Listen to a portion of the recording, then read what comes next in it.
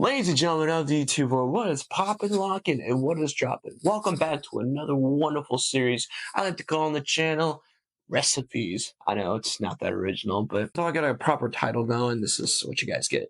Doesn't sound very enthusiastic, I know. But we are back here with another fantastic anabolic recipe for everyone today. And we have ourselves some chicken and spinach salsa verde enchiladas. Oh, yes.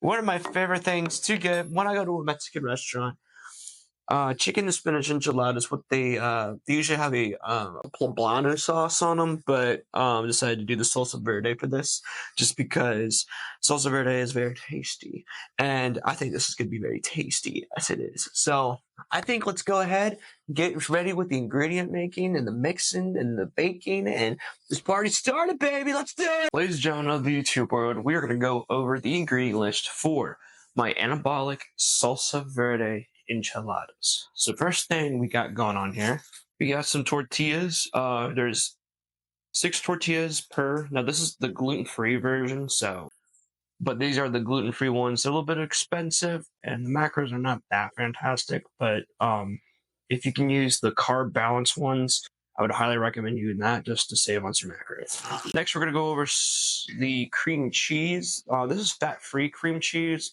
This is probably when you want to get the most, so you can get the least amount of calories per your dairy products. So you always look for fat-free or at least light cream cheese.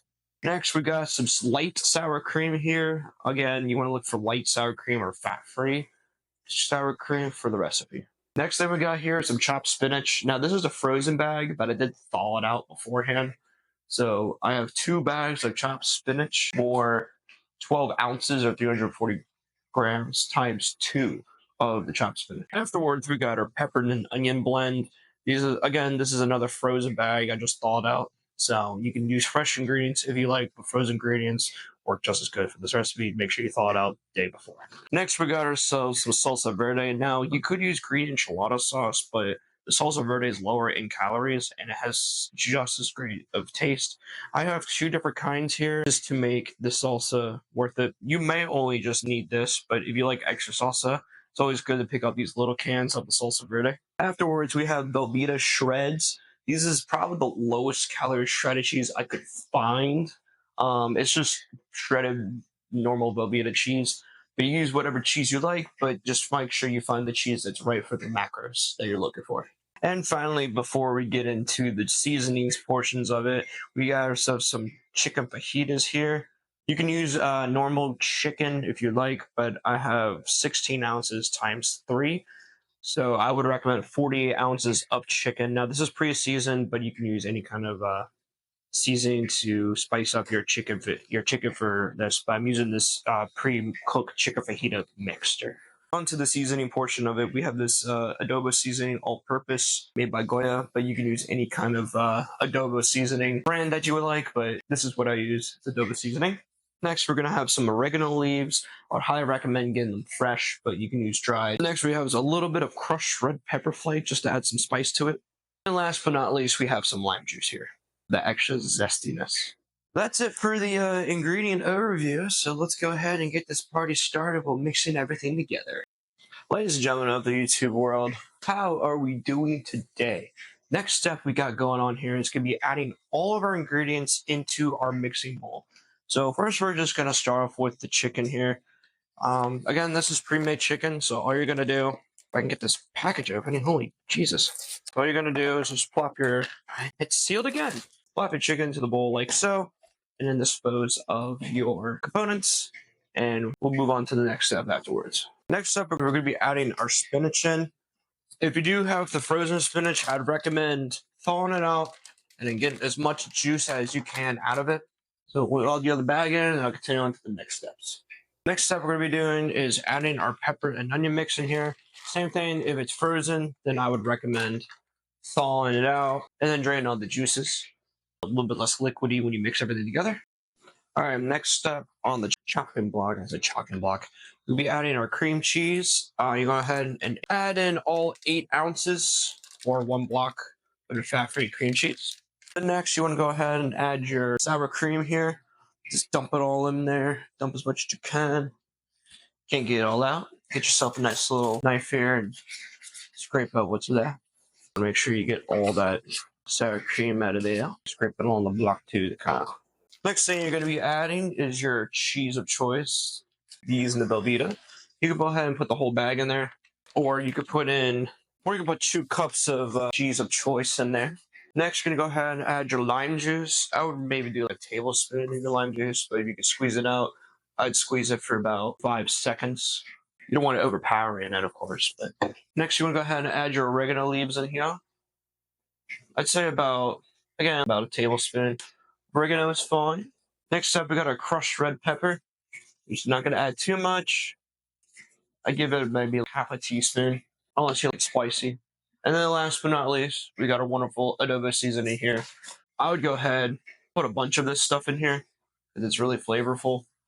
So I'd go ahead to maybe like a 1/4 cup of the adobo seasoning, because it is really, really good. Now for this next step, you're gonna go ahead and mix everything in. Now, something I do highly recommend are getting some food safe gloves. I've seen people use medical gloves or mechanics gloves. Probably not the best idea, because they're not really made for food safe stuff, especially if people are allergic to insects and stuff. So very important to find yourself some food grade safe gloves. But all you're really gonna do is just take everything, you're gonna mix it together to make the cream cheese a little easier to mix around. It is ideal to have it at room temperature, but if you squeeze it enough, then you can mix it in pretty well. So you just want to do it kind of carefully so you don't make a mess everywhere. But just remember, I got big chunks of chicken in here. But it's good to squeeze when you incorporate everything together, just so all the flavors can get in there. And the spinach and the peppers are thawed and they're very cold. So we'll be right back once I get everything incorporated and mixed together. All right, ladies and gentlemen of the YouTube world, I'm going to try my best to kind of get everything in here. But next step we're going to be doing is making our enchiladas, and then we're going to put them into this tinfoil pan here. I have this just lying around, so I'm like, I might as well go ahead and use it. So just to make it not get our hands all dirty and not using another pair of gloves, you can take a spoon like this, get yourself a scoop. Go ahead, you can add a little bit more if you'd like. Incorporate serving onto the tortilla. Now, I am the world's worst burrito folder, so we're going to do this kind of carefully. So I would not advise doing it how I would do it, and then afterwards you can place it into the pan like so, and you're gonna repeat that step 18 times, because that's how many enchiladas we have.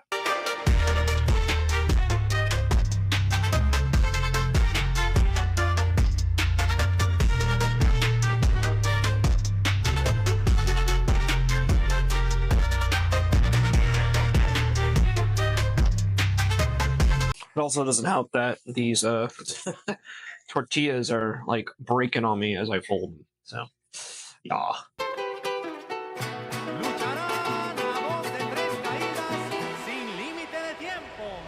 Soy un hombre muy honrado que me gusta lo mejor. A mujeres no me falta ni el dinero ni el amor. Jineteando en mi caballo por la sierra yo me voy. Las estrellas y la luna ellas me dicen dónde voy. Ay, ay, ay, ay, ay, ay, ay, mi morena de mi corazón.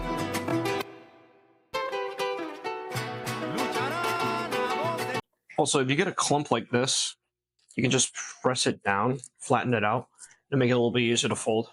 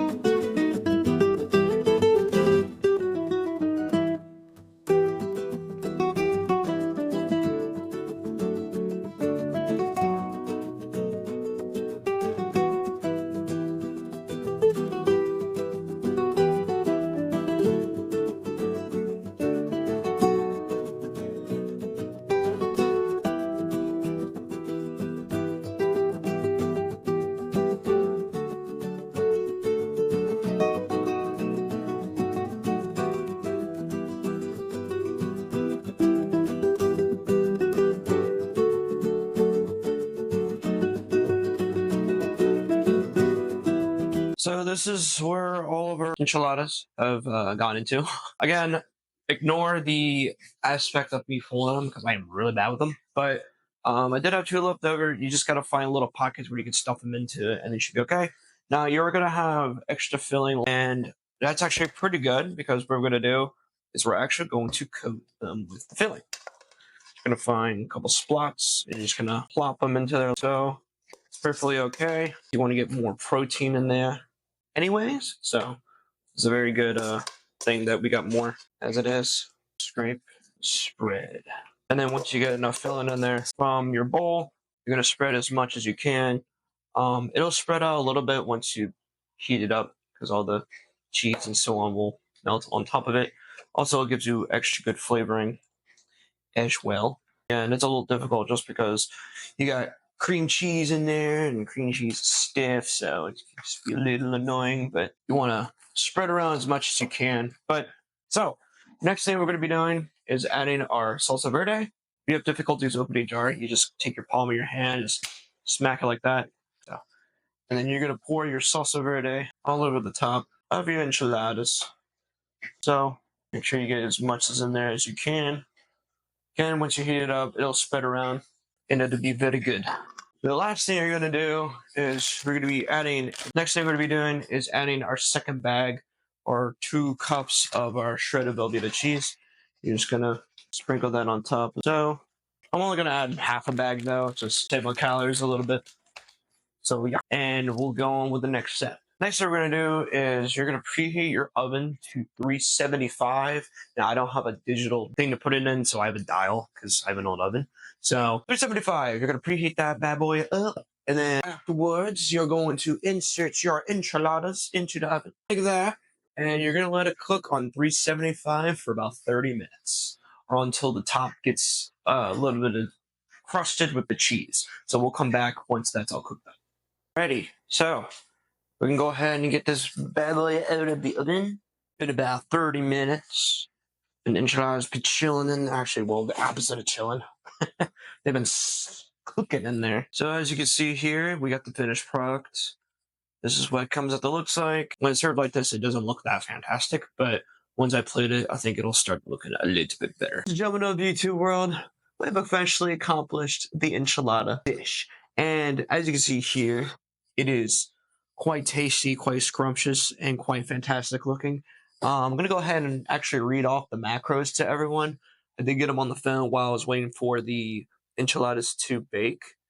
So for 3 servings or 1 enchilada, so 1 enchilada is 1 serving, so we got 3 servings right here. We got 1,125 calories. A little bit on the high side, but getting a lot for your meal. So, and then we have 116 grams of carbs, 101 grams of protein now, and then 31 grams of fat. So it is a little bit lower on the fat side. Pretty good on the protein. 101 grams of protein is crazy.